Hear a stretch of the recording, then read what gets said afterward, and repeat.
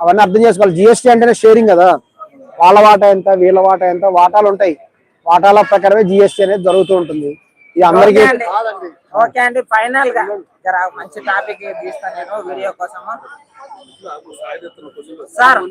Sir ఒకటి ఏంటంటే, CM Revanth Reddy గారు ఇప్పుడు 5,000 కోట్లు పెట్టి గాంధీ విగ్రహాన్ని నిర్మిస్తాం అని అంటున్నారు కదా, దీనిపైన మీ స్పందన ఏంటి? బాగుంది, చాలా బ్రహ్మాండంగా చేస్తున్నారు. దాంతో పాటు కూడా మూసీ నది పేరు కూడా మార్చాలని మేము కూడా డిమాండ్ చేస్తున్నాము.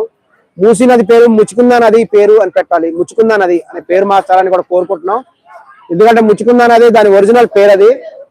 ఎందుకంటే శ్రీకృష్ణుడి కాలం నుంచి కూడా అది ఉంది. శ్రీకృష్ణుడి యొక్క మహత్యం ద్వారా ముచ్చుకుందా నది ఏర్పడింది. దానికి ఒక పురాణ గాథ కూడా ఉంది. సో ఆ ముచ్చుకుందా అనేది ఒక ఋషి అక్కడ తపస్సు చేస్తాడు.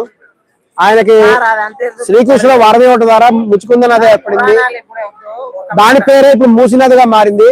ఏం చెప్తున్నారంటే మళ్ళా కూడా మూసీ నది పేరుని ముచ్చుకుందా నది అని పేరు మార్చి గాంధీ ప్రాజెక్ట్ కన్నా పెడితే ఒక గంగా నది దగ్గర జనం ఎలా వెళ్తారో ఒక ముచ్చుకుందా నది స్థానాల కోసం కూడా పబ్లిక్ ఎక్కువ వస్తారు.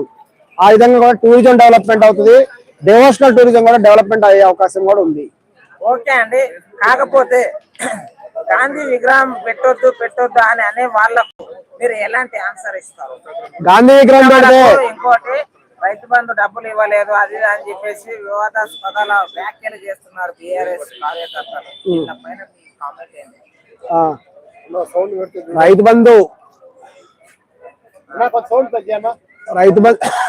బంధు అనేది ఇవ్వాలంటే వాటికి తగినటువంటి ఫండ్స్ కూడా చూసుకొని ఇవ్వాల్సినటువంటి పరిస్థితి కూడా ఉంది. అందుకనే రీసెంట్ గా కూడా ప్రభుత్వ ఆయన కార్యదర్శి గారు చెప్పారు, ప్రభుత్వ శాలరీస్ కి ఎక్కువ ఖర్చు అవుతున్నాయి, విద్యుత్ శాఖలో ఒక స్వీపర్ కి 2 లక్షల శాలరీ ఇస్తామని చెప్పడం జరిగింది.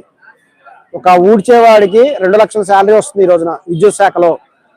అతనికి ఎంత శాలరీ ఉంటే మిగతా వాళ్ళకి ఎంత శాలరీ ఉంది. ప్రభుత్వ ఉద్యోగులకి 1 లక్షల శాలరీస్ మేము పే చేస్తున్నాం.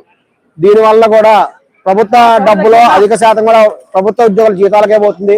అలాగే రిటైర్మెంట్ అయిన వాళ్ళ బెనిఫిట్స్ కి ఇవ్వాలంటే అక్కడ పోతుంది అని చెప్పడం జరిగింది. ఇవన్నీ కూడా చేయడం వల్లనే ప్రభుత్వం దగ్గర కూడా ఫండ్స్ అనేవి తగ్గిపోయి ఇబ్బందికరమైన పరిస్థితి ఏర్పడింది. రేవంత్ రెడ్డి గారి ప్రజాపాలన ఎలా ఉంది? రేవంత్ రెడ్డి గారిని ప్రజలు లవ్ చేసి పెళ్లి చేసుకున్నారు. ఒక అబ్బాయి లవ్ చేసి పెళ్లి చేసుకున్నప్పుడు అమ్మాయి మొగుడిని భరించాల్సిందే. అలాగే ఒక అందమైన అమ్మాయిని లవ్ చేసి పెళ్లి చేసుకున్నప్పుడు ఆ అమ్మాయిని భరించాల్సిందే.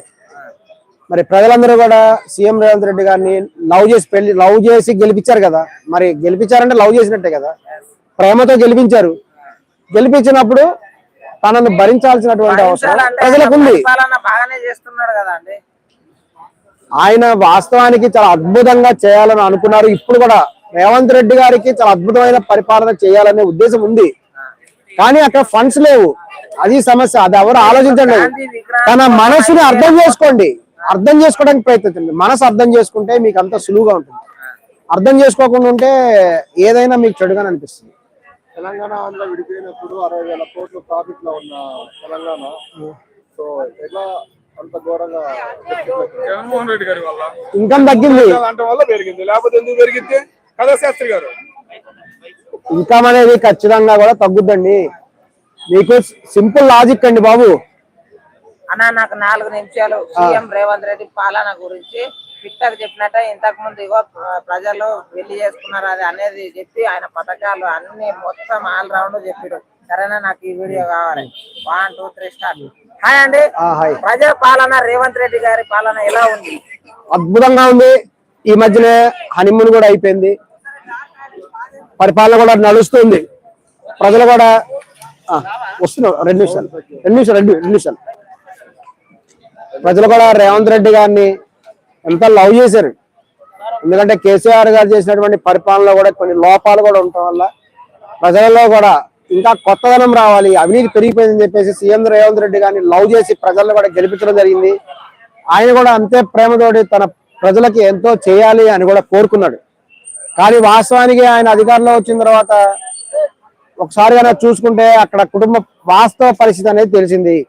వాస్తవానికి కేసీఆర్ గారు వెళ్లే ముందు కొన్ని లక్షల కోట్లు అప్పు చేసిపోయారు. మరి మామగారు మంచి కట్టం ఇస్తారు, ఆస్తులు ఇస్తారు అనుకుంటే ఆయన